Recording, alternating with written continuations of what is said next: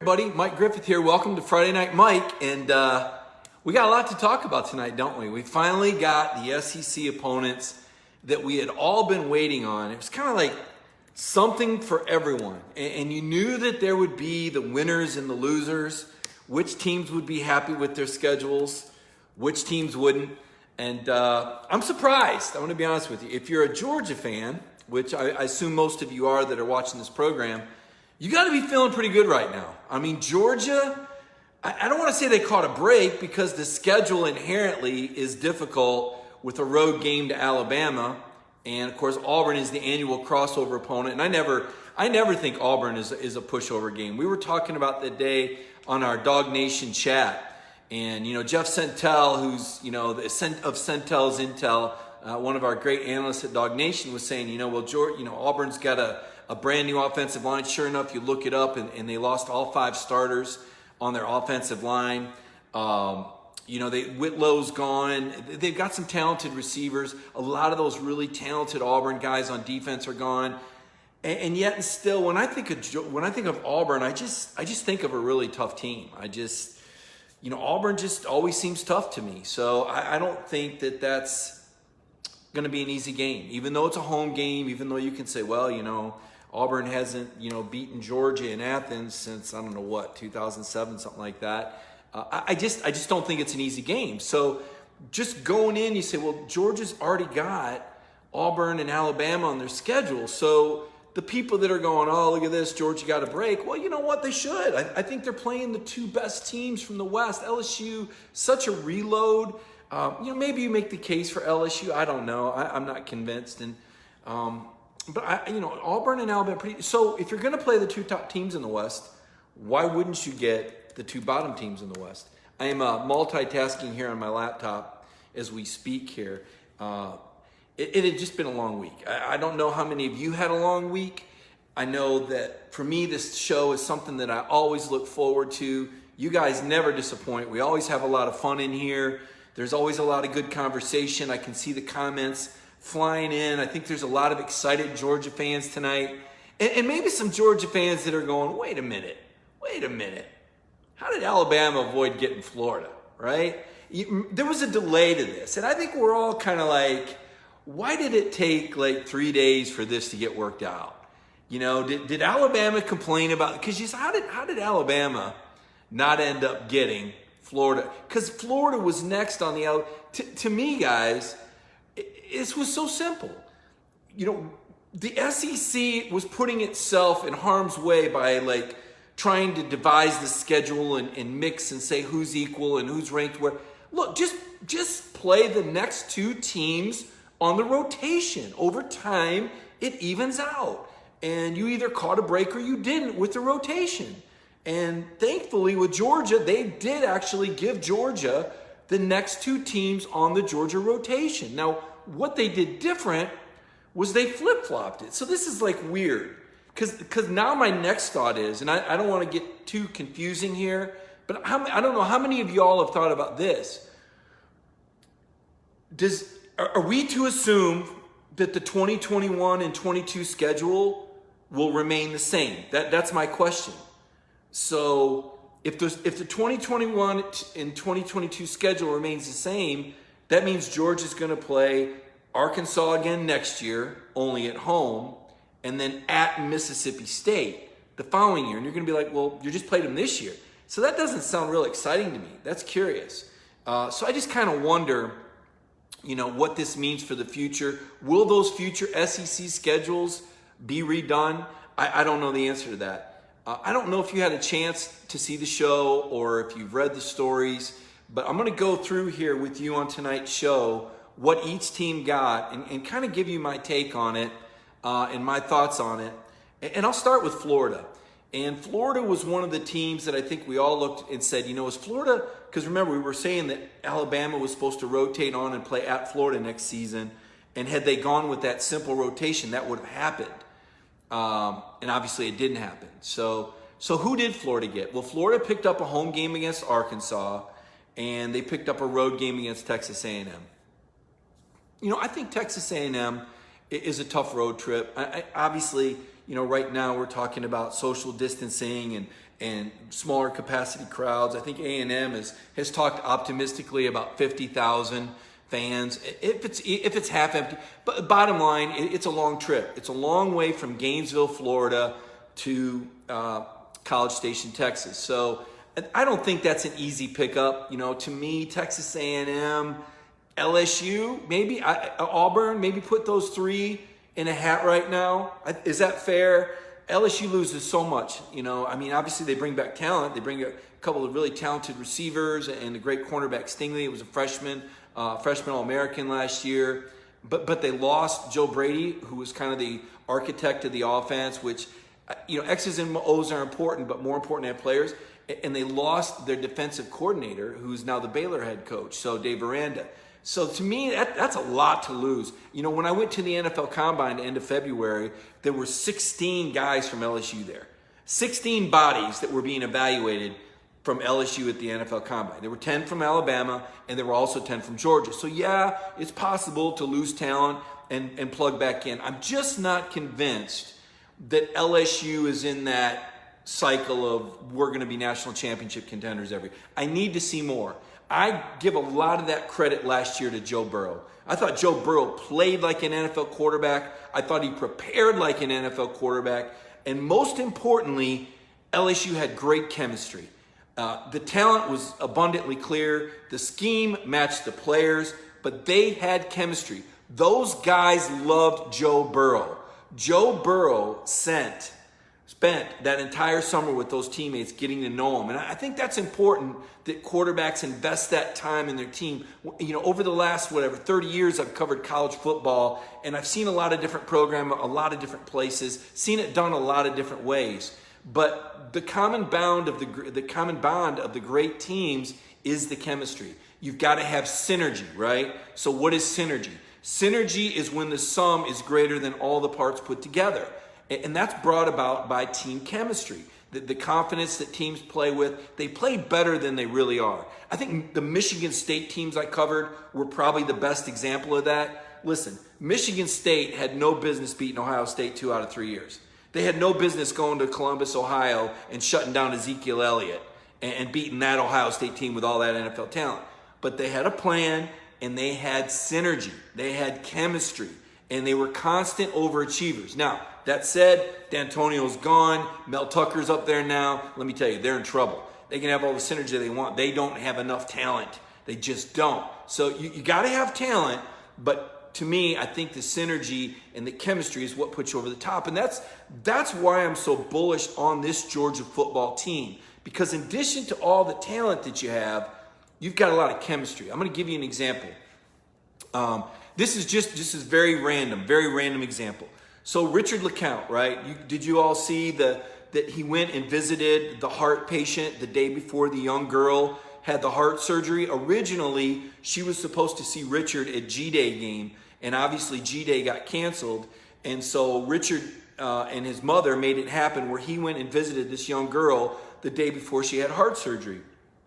Well, I'll tell you, in addition to that, and I'd heard about Richard and his family before. Dwan Mathis' dad, one of the times I talked to him, I hadn't talked to him in a while, but one of the times that he talked to me, he said, Mike, one of the guys that's really helped Dwan is Richard LeCount.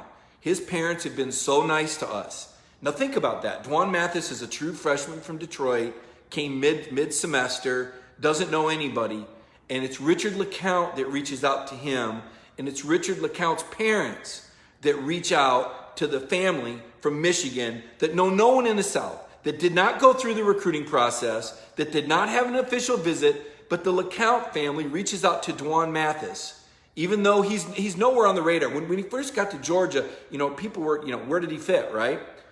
That says something. When you've got parents, like Erica LeCount, Richard's mother, who made this happen for this young heart patient, who reached out to Dwan, that, folks, is team chemistry. When you've got a family like that, when you got a player like Richard, that's why I'm bullish on Georgia. They're very good, but the leadership.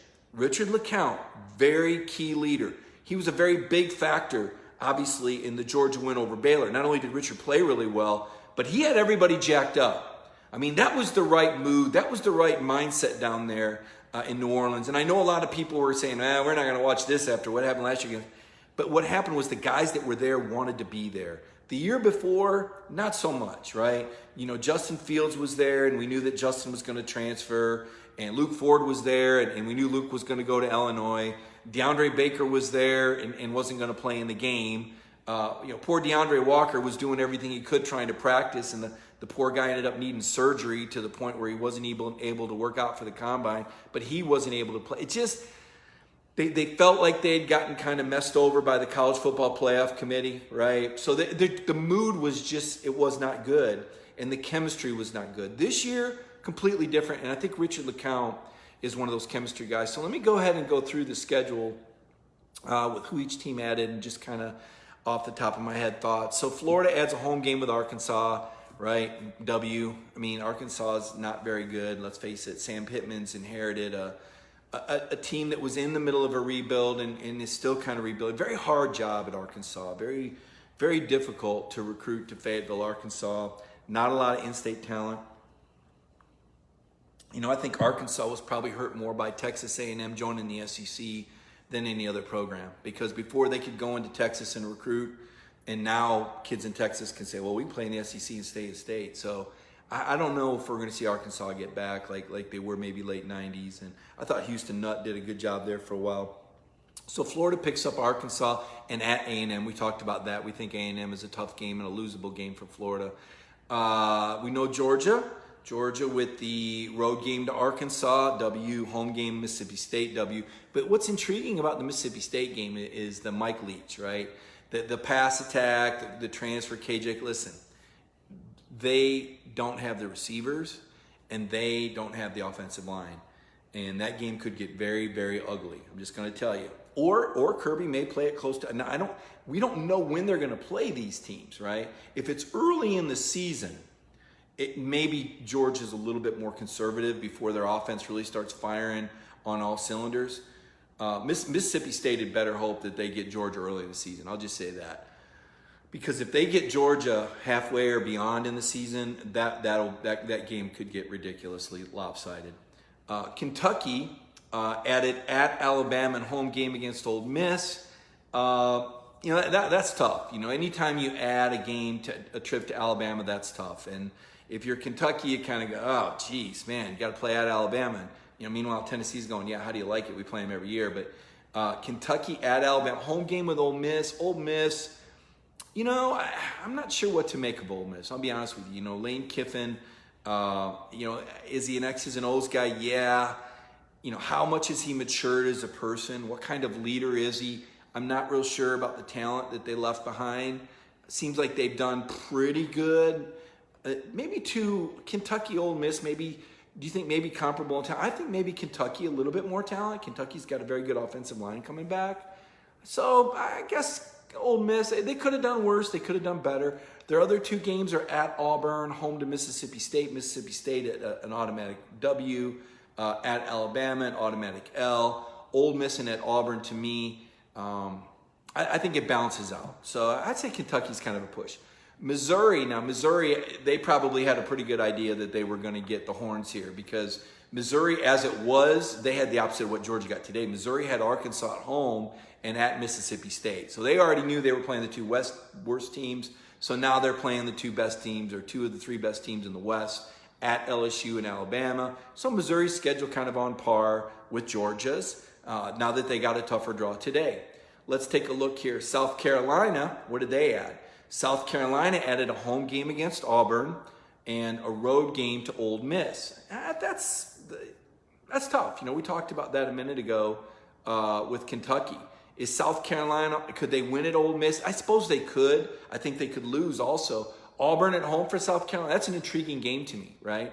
Will Muschamp, he kind of be on his last leg. It's a tough schedule. It's a very tough schedule for South Carolina. They already have a home game with A&M. They play at LSU. Now they play Auburn. Now they play Ole Miss. They kind of play some pretty good teams there in the West. They didn't get Arkansas or Mississippi State, who I believe are the two worst teams in the West. So South Carolina, tough schedule this year.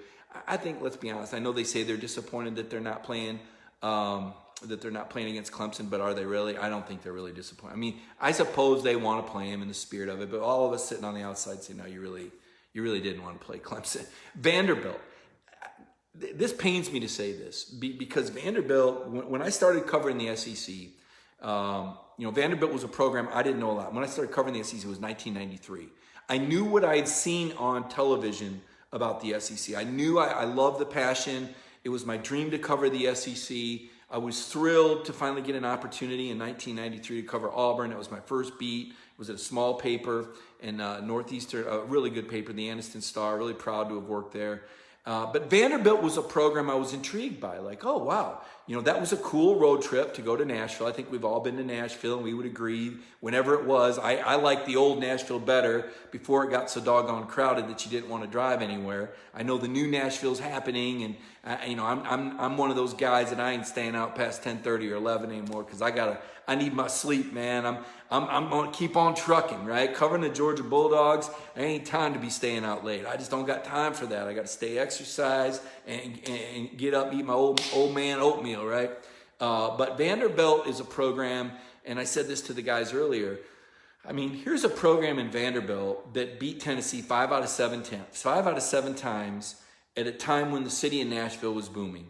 I mean, you want to talk about a window for Vanderbilt to have really advanced their football program, and they didn't. They passed. They said, no, we're passing on it.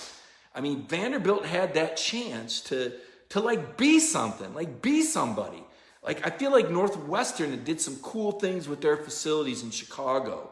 And I feel like Stanford, they've grown their program out there. And even Duke football with Cutcliffe, their stadium is really nice. So why did Vanderbilt pass on it? It's disappointing. It's almost like, and I said this, they're the self-appointed Washington Generals of the SEC. They choose it. They say, pay us SEC money, and we're going to lay down and die. And I feel bad for Derek Mason because I think he did a good job. James Franklin showed you could be a top 25 program at Vanderbilt and recruit to Nashville. But the school, the administration, it's almost as if they just don't want to be good at football. And they won't be this year. So today they added a home loss to LSU and a road game at Mississippi State, which is a loss. They already play Ole Miss at home, which is probably a loss, and they play at Texas A&M, which is a loss. So that's Vanderbilt for you. We're going to go to the West now. Before I do that, I'm going to ask you guys, and I haven't done any of the sharing of the video yet. If you guys could share this to the people that you know, since we're talking Georgia football, the Friday Night Mike show, I got to tell you, it's done incredibly well. And, I look at the viewership numbers. I know you guys see it too. We got 40, 50, 60,000 people that are watching the show every week on a Friday night. I guess it's our chance to kick back and relax, and we all talk and we all have fun. In fact, speaking of fun, this is dangerous. I'm going to do something very dangerous here. I was messing around earlier, and I don't know if, I'm just going to say, I don't know if this is going to work. So you guys tell me if this worked. But there's all these different screens, and I told myself, you know what, Mike? You need to have some fun on Friday night. Loosen it up a little bit and do this screen. So I'm going to do this, right? So this is like how Georgia fans have to feel after drawing Arkansas and Mississippi State.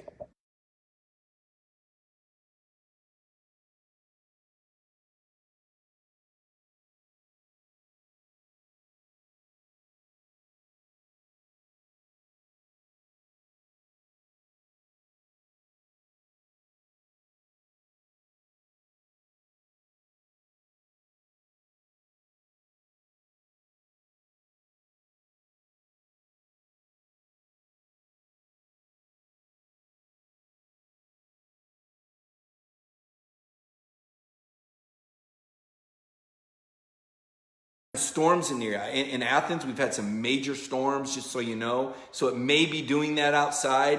That could be affecting my signal a little bit. Hopefully, we're flowing good now.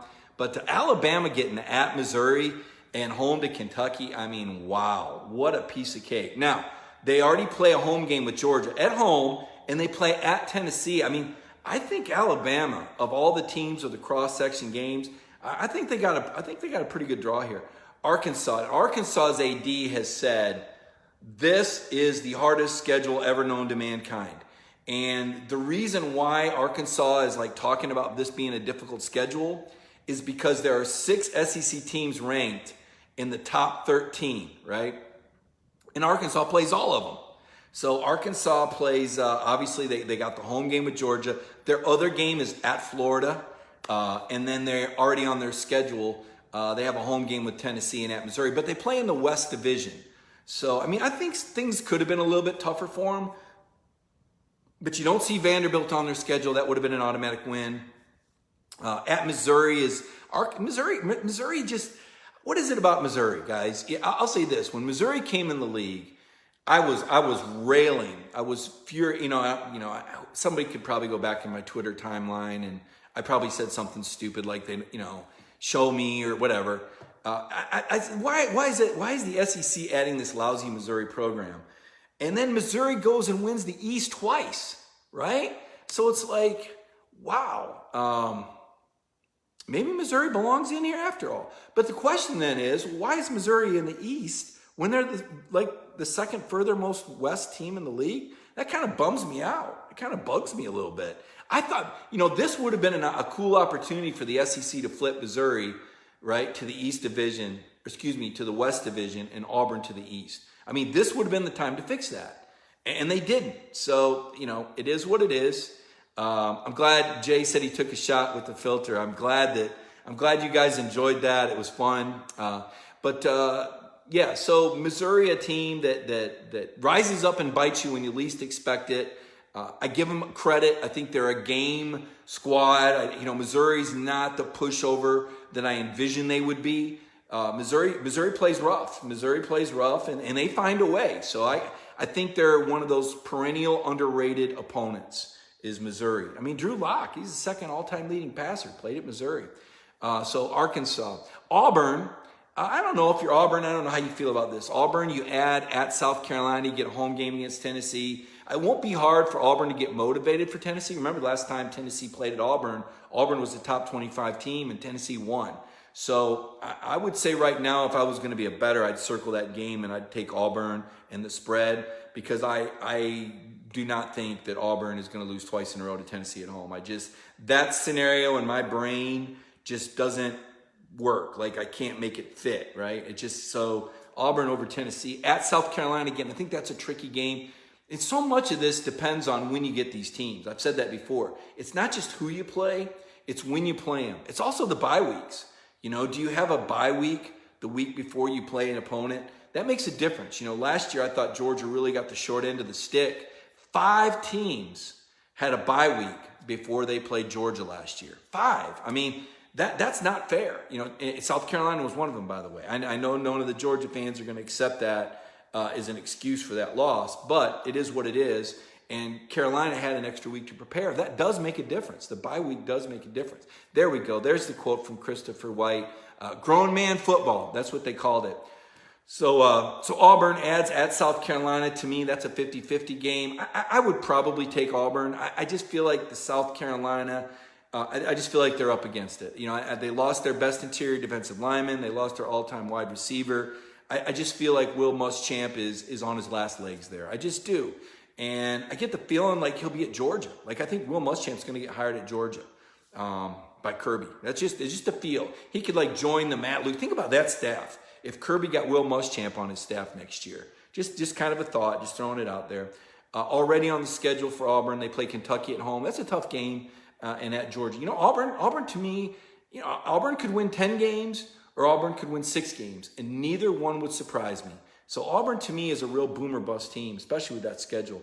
I'll tell you what, LSU has got to be feeling great right now. You talk about a great draw. Now, LSU was already playing at Florida and home to South Carolina.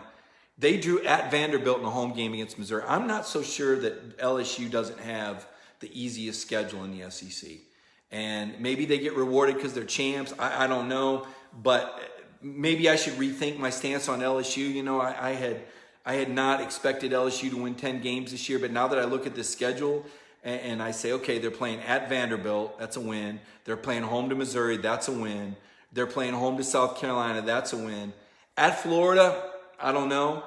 but right there's 3 cross-division wins, so you're at least 3-1 against the East.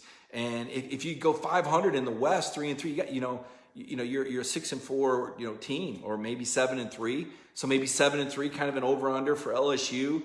LSU may be a fringe top 15 program. They'll need to get some momentum. They'll need to prove they can sustain. They do know how to win. But I'm going to tell you, I've seen this happen over and over and over again. The mark of a great program is a program that can handle success. Now, I've seen plenty of teams handle adversity and battle back from it, but it's the teams that know how to handle success in the program. That's one thing that's really set Nick Saban apart. Whether you love him or hate him, you got to admire that Nick Saban and Alabama win the games they're supposed to win. Yeah, they had a little bit of a letdown in the first half against Citadel, but for the most part, they win the games they're supposed to win. Now, Auburn bites them. That's a rivalry game, so I'm not going to count that against Bama. But year in and year out, and even as he changes coaches, now the question is this the end for Bama? I mean, they kind of dropped off last year, let's face it. They lost at Auburn pretty bad. They were not in the top 10 at the end of the year. They just weren't. And we don't really know about their quarterback situation. They don't know. The defense has got questions. They've really fallen off defensively, really since Jeremy Pruitt left. I mean, Kirby, remember this, and none of the Alabama fans and nobody in the SEC wants to talk about it. But when Kirby was the defensive coordinator for Nick for 8 years, that's when they won 4 national titles. There's been 5 years that Nick has been there without Kirby Smart, and they've won 1 national title. And I don't want to call their win over Georgia a fluke, but there were some things in that game that just had to go Alabama's way for them to win. So it is what it is. Mississippi State, they get a home game with Vanderbilt at Georgia. Okay, you pick up a win, you pick up a loss. I don't think much of Mississippi State. I don't believe that Mike Leach is going to work out there. I don't believe that KJ Costello is going to have a good year. I think they're going to have issues in protection. I don't think that they've got the receivers or the quarterback play to make it work against SEC defenses. Maybe at best they'll look like how Mummy did at Kentucky. Does everybody remember that? I don't know how many of you watched and remember the Mummy era.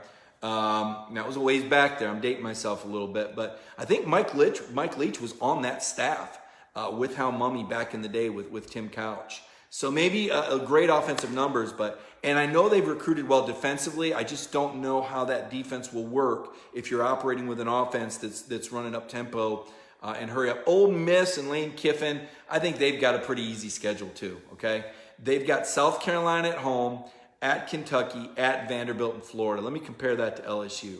Let's see, LSU has Vanderbilt and Florida, just like Ole Miss. Ole Miss has South Carolina, Kentucky, and the difference is LSU gets Vanderbilt and Ole Miss gets Kentucky. So no, I think LSU still has the easiest schedule of the West teams. A&M got a pretty tough draw today. A&M was a pretty vogue pick in the West because they originally had at South Carolina and a home game against Vanderbilt.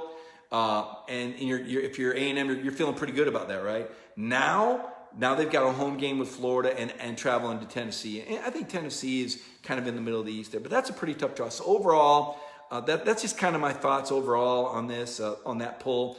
I want to go, Ron Corson did a press conference earlier, a Zoom chat, and I wasn't able to watch it because I was writing on DeAndre Baker. I don't know, I guess, nobody likes bad news, but bad news for DeAndre Baker today. He was charged with 4 counts of armed robbery with a firearm. If he's found guilty of these charges, he's going to jail for a minimum of 10 years, according to the Broward District Attorney. Baker's attorney is arguing. But you just look at this and you go, man, DeAndre Baker, man, you signed a $10 million contract last year. And dang, right? I mean, it could just all be gone, just like that.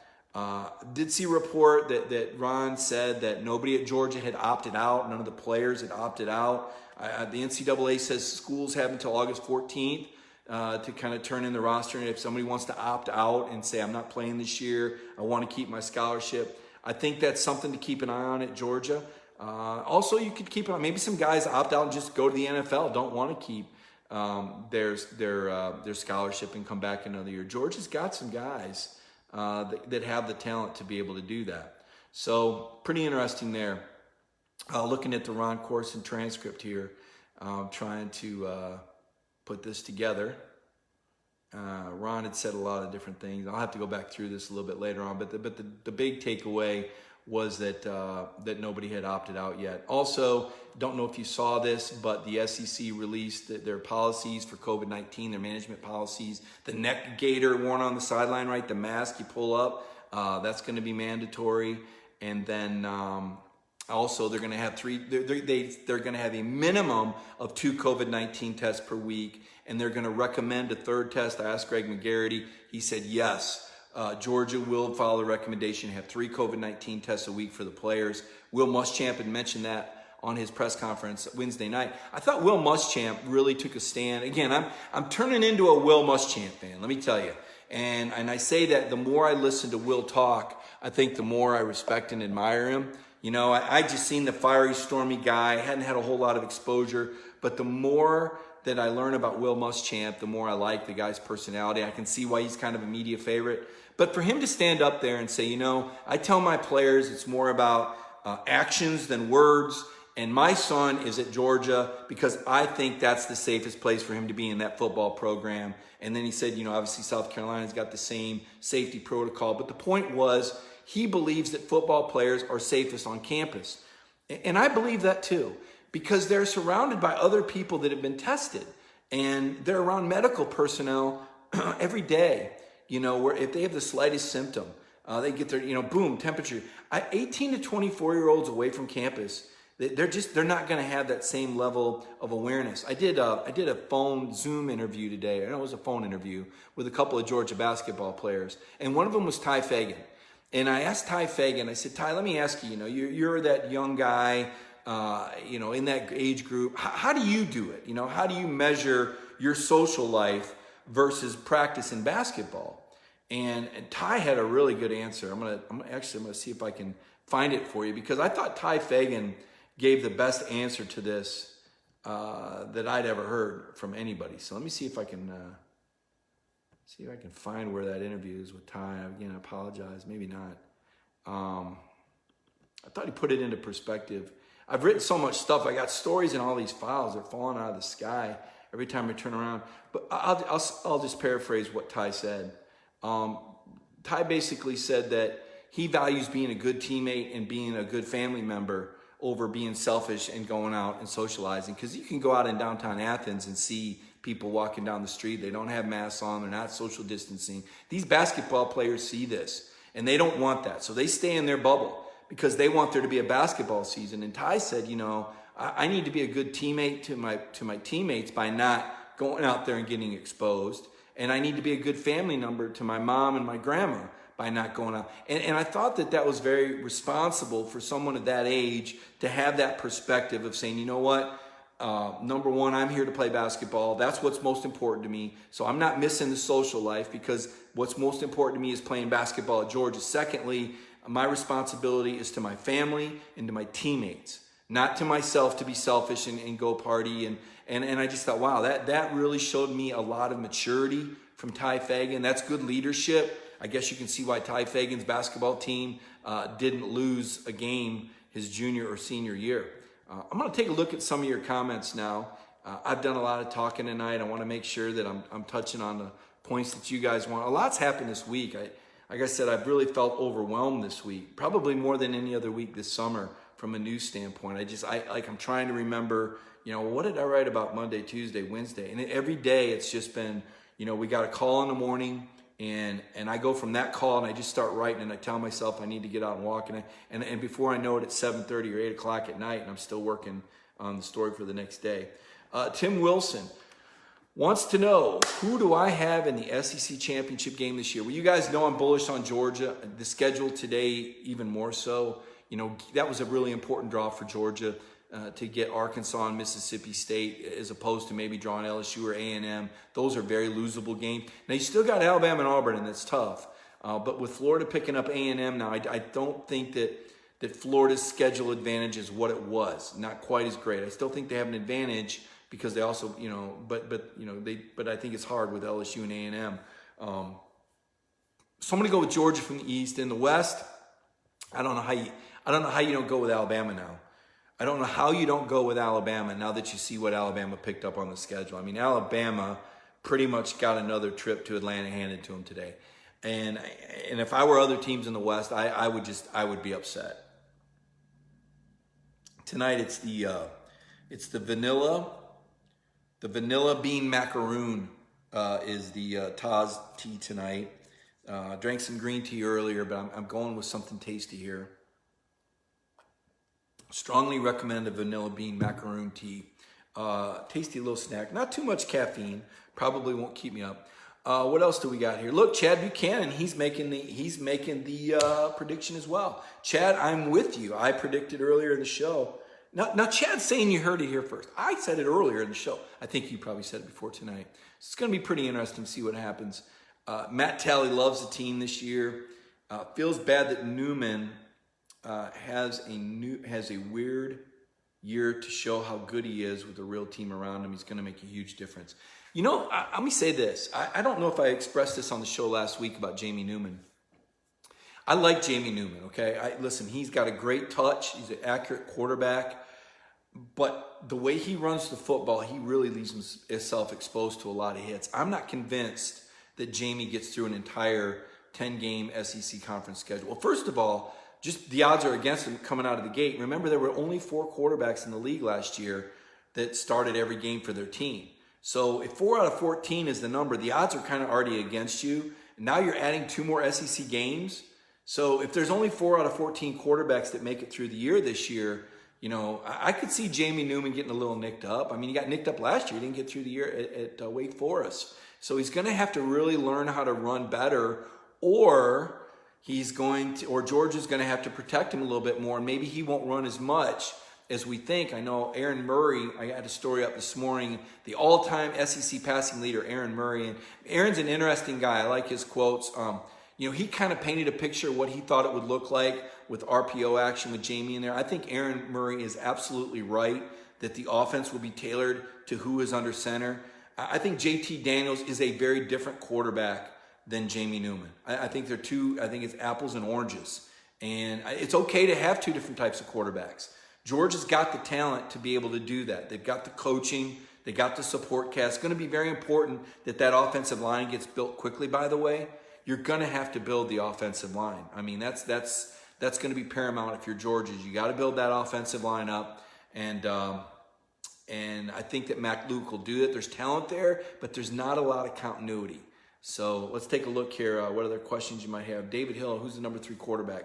I think it's Dwan Mathis, and I think Dwan is potentially a guy that could be the second quarterback in because I see Dwan similar to Jamie Newman. So let's say you put the game plan in, and there's a lot of RPO action and a lot of bootlegs and quarterback scrambles.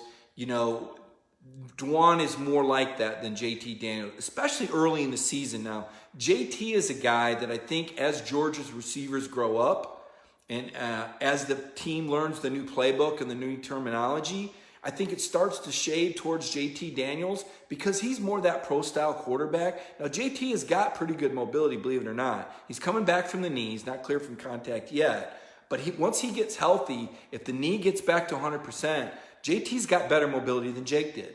JT's got really good touch. He's a very accurate quarterback. He's a gamer. He's played big-time football. I think that Georgia fans are really going to, JT's going to be a guy that's really going to grow on you. But I think it's a process for JT. I don't think it's a head-to-head competition right now. They're all competing, but I don't think it's like neck and neck, and we don't know who it's going to. I think it's Jamie Newman. But then as the team matures and grows and learns the offense better, then you can go with a guy like JT Daniels, who can give you the benefit of those pre-snap reads and change the plays at the line like Jake Fromm did. Early on, it's going to be a very simplified offense simply because you don't have a lot of preparation time and you got a lot of inexperience. So you got to do what you can do well. You would rather have 8 plays that you do extremely well than 25 plays that you're just pretty good at, right? You always take execution over variety, especially when you got talent like Georgia does. The defense, theoretically, the defense can be in the right place and still not stop your guys if you have that talent, advantage, which Georgia has over 98% of the teams they play. You can say, you can be the coach and draw it up and go, look at that, we had two guys right there, and they still couldn't tackle Zamir White. Or, oh my gosh, we had double coverage on George Pickens, and he jumped up over both of them. That's the beauty of talent.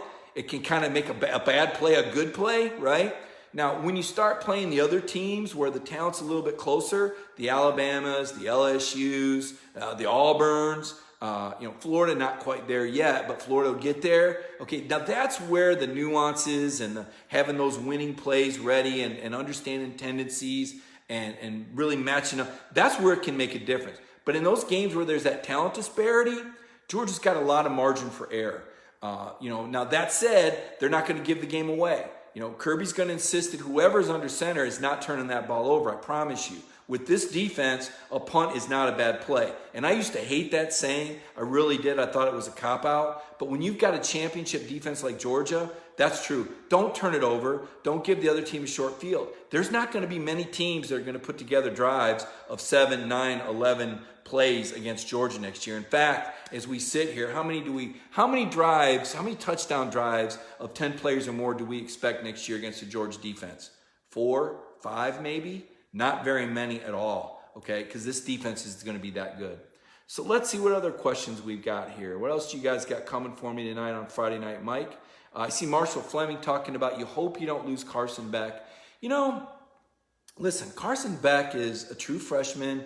He's a very athletic guy. I've written this before and I've said it. Before it's all said and done, Carson Beck might have the greatest ceiling out of all four of these guys. But right now coming in, and remember what I said about JT Daniels and the offense growing up and growing around the quarterback? I think that's going to benefit Carson Beck down the road. I think he's a guy that grows with this program. I think he becomes the understudy to JT Daniels. And I think, and I'm not going to count out Dwan Mathis, because if this RPO game is good enough under Jamie Newman, and Dwan Mathis is more athletic than Jamie Newman, okay? Dwan Mathis, let me repeat what I just said. Dwan Mathis is a better athlete than Jamie Newman. Now, Jamie's a grown man, 6'4", 230, but Dwan Mathis is a flyer for. I mean, this guy's 6'6". He can throw the ball 75 yards in the air, okay? And he runs a sub 11 second 100 meters. Teammates love Dwan Mathis. They love Dwan Mathis. Mark it down. Dwan Mathis is a wild card. And Dwan Mathis is going to have some highlight plays. You already saw one. Remember in the G-Day game, not this year, but last year, when he caught the touchdown pass? Dwan Mathis is going to do some special things, folks. So that's something that I'm excited about. All the playmakers, I've got my concerns. I got my concerns about the backfield. And I've watched running backs closely over my career. And I'm just not sure what we're going to get out of the Georgia backfield this year. I've got questions about that. Zamir, like I said, looked good, not great. Not sure Zamir really fits this offense. Is he that single back? Can he catch the ball out of the backfield? That was a weakness for him last year. I'm not sure Kenny McIntosh might be a better fit. Is Kendall Milton fast enough? I know he ran over people in Fresno, California, but it ain't a weightlifting contest out there. It's a football game. And I don't know what Kendall Milton is going to do against SEC level competition. Now, the guy that I do think, if there was a stock, if there was a back that I was going to invest in this year, it would be James Cook. I think James Cook is going to have an absolute breakout season. I know a lot of these prognosticators are picking Zamir White. I think they're wrong. I think the guy to circle is James Cook. That's where the money for me goes. Now, I think Kenny McIntosh is great also, but I think James Cook is the guy that a lot of things are going to be designed for because of his skills. What have we heard from Kirby? Get guys in space, explosive plays. James Cook is the ultimate playmaker in space. James Cook was working at receiver last year, right? So this is year 2 now for James, and he's had a great offseason. So, folks, I'm telling you, I would invest in James Cook more than any other player on offense, even Pickens, because Pickens, as talented as he is, George is so emotional. We just don't know if he's going to be able to handle all those DBs, getting in his face and challenge. If he gets, you just can't fight. Listen, what he did last year getting kicked out of the Georgia Tech game, that was like, okay, that's the end of the season. Because you weren't going to beat LSU without George Pickens. And you cost your teammates because you couldn't handle this defender. And you can say, oh, well, he hit him first. It doesn't matter who started the fight. You got thrown out. And now you can't play against LSU. And that was a game that Georgia had to score early in to have a chance. You had to get some momentum. And you got thrown out. And you were already suspended the first half of that game for some team violation. You didn't even get through one quarter. So can George reel that in? I know they say he's an emotional guy. It's just the way he plays. And I don't know. I need to see it. I need to see George Pickens get through a season without getting kicked out of a game. Without losing his cool. He's an unbelievable talent. Oh my gosh. George Pickens is, I'm going to say this, and I'm going to go back. I want to say of the teams I've covered, I think he's the best receiver on any of the teams that I've ever covered. Now at Auburn, they had a guy named Frank Sanders who was pretty special. At Tennessee, they had Peerless Price, and Dante Stallworth was good, but he wasn't as good as George Pickens. Let's see here. Who else did I cover that was pretty good? Alabama didn't really have receivers in the 90s when I was there. George Pickens is the best receiver I've ever covered. I think he's that special. I know a lot of people compare him to A.J. Green. Boy, that's a lot. A.J. consummate pro. If George matures, then yeah, let's put him right there. So those are just some of my thoughts here. Early on, we've gone through the schedule. We went through the COVID-19 policy. The SEC now has announced 3 tests a week. Now we've just got to see when they're going to play these games. It all starts on September 26th. I don't know how you feel about that. I'm good with that. I'm good with the later start time to the season. I think it gives the SEC some time to kind of check out and see, what happens with the NFL and what happens in some of these other conferences. So that's going to be interesting to me. Let's see, what else? What else happened this week? You guys got any other things for me to wrap up tonight? Like I said, it was a long week for me. I'm just going to tell you, it was a long week for me to the point that I was at the end of my rope. Condolences. I lost another, really a former mentor. Everybody remembers their first football coach, right? Does everybody remember their first Little League football coach? The first guy and I'm sorry if I lose some of you here, but for those that played football, I think you'll understand what I'm saying. The first time you put on pads, the first time you put on a helmet, the coach that taught you to get behind your pads, that taught you that it was okay to initiate the contact, that taught you that you would get back up from that hit, and the guy that made you condition really for the first time in your life, whether it was barrel rolls or sprints until you couldn't breathe, the first guy that leaned on you and taught you as a football player to love the people that challenged you the most. I think we all had that people in our life. And I lost mine today. His name was Gene Lewis. And Gene was a great coach and a great man. And for me, it was 7th grade football. First time I wore pads. I didn't worry about the contact. I had neighbors that were 4 years older that beat me up a lot. And so wearing pads was kind of a luxury. But condolences to Gene Lewis's family. And Coach Lewis, I had a team we played for 8th grade, my second year, my Joe Burrow year. We scored 198. We allowed none. And I know all of you got those coaches, right? I know it sounds hokey, but just think about how important those people are. Last week I left you with the message of thanking the people that help you get through every day. I think right now in this time, this is a time to really reach out, because I think this is hard on us emotionally as humans, especially if we're social distancing and we're locked down. We're used to that interaction. And when you don't have that interaction anymore, it's tough. And I think we rely on our social media more. We rely on shows like this to communicate because we're not there in person, right? And so, and there's a lot of negativity on Twitter and on social media. It's just kind of the nature of the beast. I get hit by it too. And you know what? I even found myself getting negative this week. I got a little negative. I started talking too much about the Florida-Georgia game in Jacksonville, and some people that loved that game had their feelings hurt. And I thought, man, I don't want to hurt anybody's feelings. That's not what I'm here for. So I apologize if you're a big lover of that game in Jacksonville. I just look at it strictly from a business. I'm looking at it, it's just business.